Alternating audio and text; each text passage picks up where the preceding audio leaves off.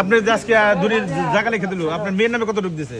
2টি সিম আর ছেলের নামে 4টি সিম 6% জায়গা। আপনার এই যে কুলে যে ছেলে, এই ছেলের নামে 4, মেয়ের নামে 2, হ্যাঁ এই 6% জায়গা আপনার 2 বাচ্চার নামে রেজিস্ট্রি হয়েছে। কি বাবা, তোমার নামে যে জায়গা রেজিস্ট্রি হয়েছে তুমি জানো? হ্যাঁ, এখন জানো তোমার নামে হয়েছে। হ্যাঁ, তুমি যে একটা মাথা গোজার ঠাই পাইছো, দাঁড়ানোর একটা জায়গা পাইছো লস্কর চালা, মানে দাদুর বাড়ির একটা হক পাইছো। তুমি যতটুকু পাইছো বাবা, তোমার মার এই যে তোমার ফুবু আর কাকা, আমরা কতটুকু করতে পারছি আমরা জানি না।